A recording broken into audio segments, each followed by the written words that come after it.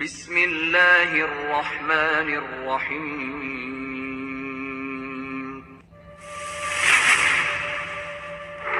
يا أيها الذين آمنوا ادخلوا في السلم كافة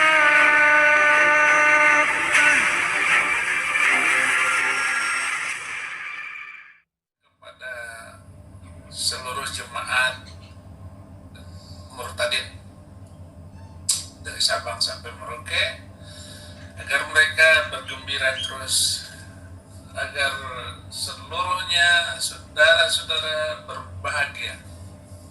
Ya, oh di sini malam, oke ya, memang di Indonesia malam, kami sudah pagi. Apapun permasalahan hidup kita, serahkan kepada Dia. Tunggulah Dia akan datang.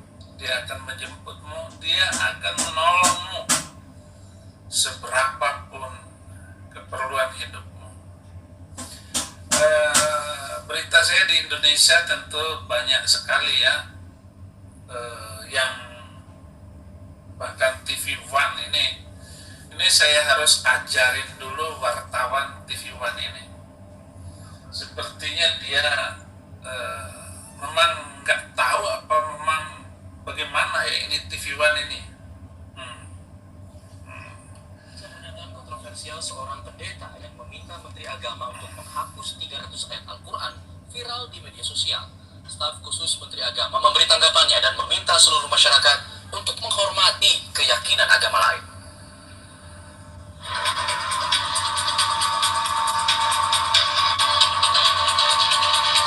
Video seorang pendeta bernama Saifuddin Ibrahim beredar viral di media sosial sekaligus memicu kecaman dari masyarakat. Pasalnya, dalam video, Saifuddin meminta Menteri Agama Yakut Khalil Komas untuk mengganti kurikulum pesantren yang dianggapnya sebagai sumber radikalisme. Selain itu, Saifuddin bahkan menyarankan agar Menteri Agama menghapus 300 ayat Al-Quran yang menurutnya berbahaya. Fasik, karena sumber kekacauan itu adalah dari kurikulum yang tidak benar. Bahkan kurikulum di pesantren, Pak, jangan takut untuk dirombak. Bapak periksa, ganti guru-gurunya yang, karena pesantren itu melahirkan kaum radikal semua. Bahkan kalau perlu, Pak, 300 ayat yang menjadi pemicu hidup intoleran, pemicu hidup radikal dan membenci orang lain karena beda agama, itu di skip atau direvisi atau dihapuskan dari Al-Quran Indonesia. Ini sangat berbahaya sekali. Menanggapi hal ini, staf khusus Menteri Agama Isfa Abidal Aziz menyayangkan ucapan pendeta Saifuddin tersebut. Isfa meminta seluruh masyarakat untuk menghormati keyakinan agama lain. Selain itu, Isfa menilai ucapan yang menyudutkan agama lain itu tidak perlu terlalu direspon atau ditanggapi. Isfa juga menepis pernyataan pendeta Saifuddin yang mengatakan pesantren sebagai sumber terorisme. Menurutnya, pesantren justru mengembangkan prinsip cinta tanah air sebagai bagian dari iman.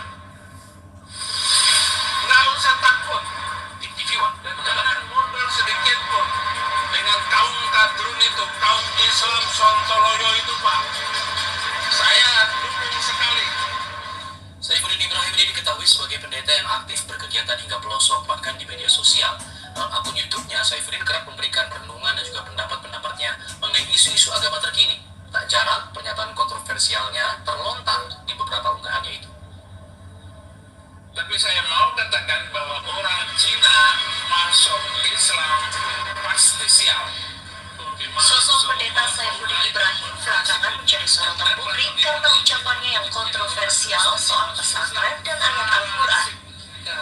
Dalam akun YouTube-nya, Saifuddin kerap memberikan renungan dan pendapatnya mengenai isu-isu agama terkini. Kaum radikal semua. Salah satunya soal aturan penggunaan pengeras suara di musola dan masjid. Saifuddin berulang kali membela Menteri Agama Yakut Khalil Komas soal kebijakan tersebut. Saifuddin bahkan menyebut akan melarang ibadah haji jika ia menjabat sebagai Menteri Agama.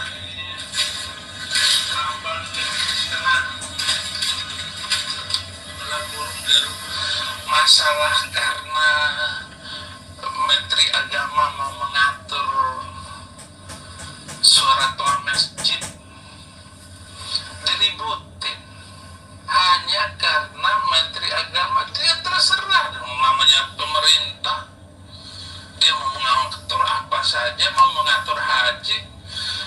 Kan kalau Saifuddin Ibrahim jadi Menteri Agama, program saya lebih jelas lagi.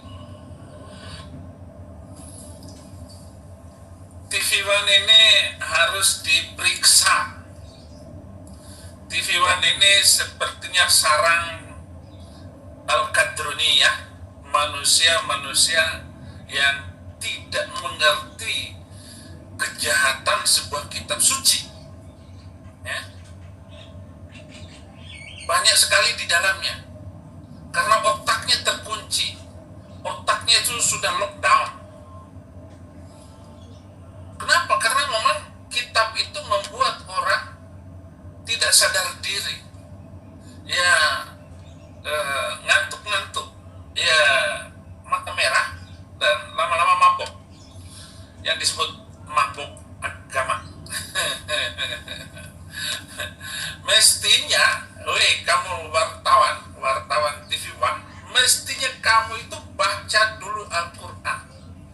Di manakah di antara 300 ayat yang saya minta untuk dihapus dan jangan diajarkan kepada manusia? Silakan ajarkan ke monyet ayat-ayat itu. Makanya memang ada ayat-ayat yang berbau toleransi, berbau mendidik dan melatih orang. Ada, ya, ada ayatnya. Tetapi ayat-ayat yang saya minta itu sangat berbahaya bagi umat manusia. Saya datang pertama kali ke Amerika itu saya melihat San Bernardino. Itu ada suami istri dari Arab. Anaknya baru 8 bulan. Pas bulan puasa. Dia tembaki teman sekantornya. Jadi bertiga dia, dengan yang satu bisa lari, dikejar pakai helikopter. Itu 2016 mungkin. Sebelum saya ke Taiwan. Jahat sekali ini ayat. Itu contoh-contoh. Jadi nggak akan, saya mau ngomong, tidak akan berhenti terorisme sampai mereka tidak membaca 300 ayat itu. Manusia Arab ini manusia jahat. Selama dia masih baca kitab ayat itu, maka tidak bisa. Saya pernah diskusi tertutup dengan para jenderal FBI di Indonesia, semacam Densus, ya Densus.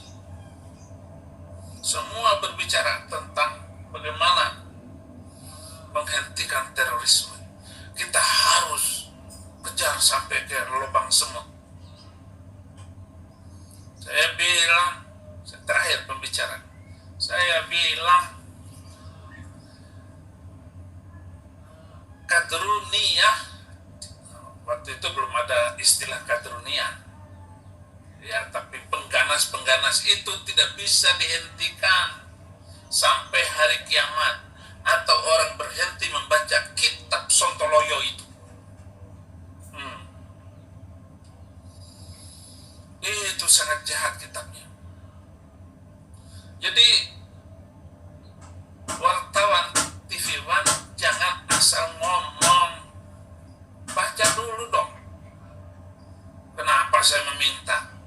Tidak ada asap tanpa api. Tidak ada omongan ini tanpa sebab. Dan itu bisa kita kaji secara matematis apa yang terjadi di dalam dunia Islam itu. Dan sekarang Islam itu tinggal Indonesia dan Malaysia. Yang lain sudah hancur. Sudah ngawur semua. Ya. Mau menunjukkan bahwa dia itu Islam. Malioboro dijadikan tempat ngaji.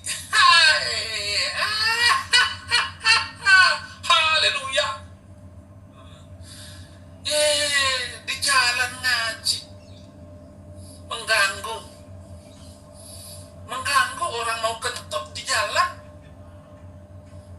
Jadi bau ngajinya. Bagaimana? Jadi Islam itu sudah benar sekali kata Muhammad. Nah ini kata Muhammad itu bahwa ya'ti 'alan nasi zamanullahi wa kana minal islam illa ismu.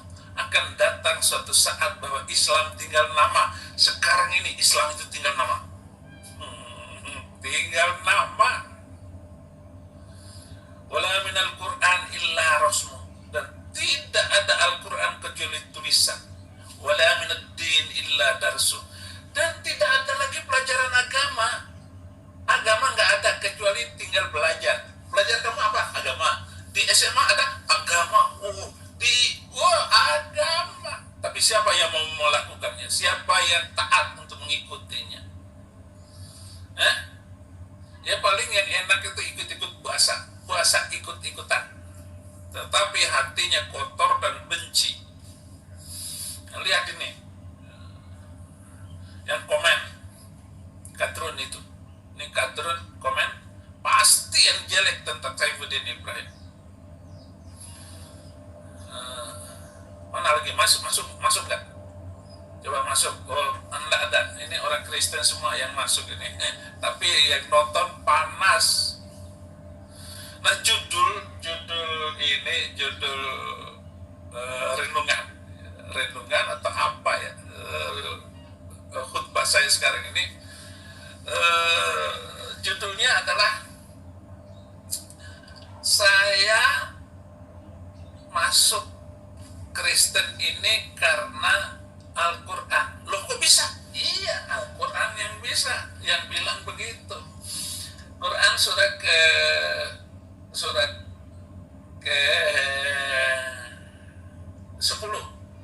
10 namanya surat Yunus. Nah, di Alkitab juga ada surat Yunus, tapi ceritanya nggak jelas. Al-Quran nggak jelas. Di Yunus itu mulai dari runtutannya disuruh ke Niniwe, dan dia harus melakukan ini dan itu, ngomong ini dan itu, ditelan sama ikan. Nah ini nggak jelas ini. Nggak jelas kalau Al-Quran, tapi ya kita perlu juga untuk mengkajinya, untuk lelucon gitu, untuk lelucon saya. Makanya kalau ada anak buah saya itu orang Arab itu, kalau saya baca ayat dia ketawa karena lucunya itu, dia Arab asli, turunan Nabi Al-Atas. Kalau saya baca ayat Al-Quran dia ketawa. Ini ayatnya bunyinya, wa in kunta fi syakkim mimma anzalna ilaika fas'alil ladzina yaqra'una al-kitaba min qablik laqad ja'aka al-haqqu min rabbika fala takunanna minal mumtarin. Artinya apa? Maka jika engkau Muhammad berada dalam keraguan-raguan tentang apa yang kami turunkan kepadamu, maka tanyakanlah kepada orang-orang yang membaca Alkitab sebelummu. Sungguh telah datang kebenaran kepadamu dari Tuhanmu, maka janganlah sekali-kali engkau termasuk orang yang ragu. Ini ayat Quran, tetapi kok Muhammad ragu-ragu tentang apa yang diturunkan kepada dia? Dan Muhammad aja ragu, gimana gua? Orang Indonesia jauh, bukan keturunan Bang Mamat. Katanya sih ada turunan Arab juga saya itu, tapi ya Arab pencampuran. Saya nggak tahu asal usul saya, tetapi yang jelas ribuan nenek moyang saya ke atas itu pernah ada. Saya sangat percaya, bahkan jutaan nenek kakek ada di atas saya. Nyambung dengan Bang Mamat itu harus ada ini, tes DNA dulu. Muhammad saja ragu, gimana gua? Saya ragu total dengan kitab suci Al-Quran itu setelah saya baca Alkitab. Begitu saya baca Alkitab, Dulu saya berani mati untuk membela Muhammad, membela agama, membela Allah. Sekarang langsung drop mental saya. Saya baca Roma 3 ayat 16, sebab aku mempunyai keyakinan yang kokoh terhadap Injil. Karena Injil adalah kekuatan Allah yang menyelamatkan setiap orang percaya, pertama-tama orang Yahudi dan juga orang Yunani. Begitu saya baca ini, wih, gila. Jadi Alkitab ini adalah kekuatan Allah untuk menyelamatkan setiap orang. Orang yang percaya. Yang tidak percaya masuk neraka pasti. Yang tidak dibaptis, ya. Makanya Pak Mahfud segera bertobat. Ya, terima Yesus Pak Mahfud. Maka seluruh Madura senang karena Pak Mahfud masuk Kristen. Jangan aja mengancam saya dengan hukum sontoloyo itu. Hukum kacau. Bukan kacau, bukan hukum yang kacau. Mulai dari menterinya sampai hakim-hakim, jaksa polisinya itu. Mulai dari jenderal sampai keroconya. Nggak ada yang benar. Hukum sih oke. Saya senang itu. Undang-undang pasal penistaan agama. Kalau itu diterapkan, 64 Muslim masuk penjara. Dan semua orang Kristen diam, tutup mulut. Saya akan ubah khusus Alkitab. Saya nggak akan singgung-singgung lagi. Yang nyinggung itu kan kitab sucinya Pak Mahfud, jelek-jelekin orang Yahudi dan orang Kristen. Bukan jelekin, boleh diputusin lehernya Pak Mahfud. Pak Mahfud, kemarin saya panggil Pak Mahfud, maaf, maklum ya, lidah saya agak keseleo. Gak sepintar orang Madura kalau ngomong. Hukum bagus, oke. Tapi pelaksanaannya ini, Pak Mahfud. Pelaksanaannya. Bagaimana melaksanakan hukum ini? Maka disiapkan mulai dari penyidik, jaksa, hakim. Karena hakim dia adalah tempat terakhir untuk meminta belas kasihan terhadap tuduhan jaksa. Hakim Ciamis, begitu bodohnya itu wanita itu. Setengah akalnya kata Nabi Muhammad. Tuntutan 10 tahun, divonis 10 tahun. Mohon maaf Pak Jokowi, Pak Mahmud, tolong deh ngomong gitu apa kek. Atau memang sengaja mau bikin kapok. Nggak bisa bikin kapok. Lu boleh bikin kapok tubuh saya, tapi roh saya tidak bisa dibuat kapok. Tubuh saya bisa masuk penjara, firman Tuhan tidak bisa dipenjarakan. Roh Kudus itu adalah roh kemerdekaan.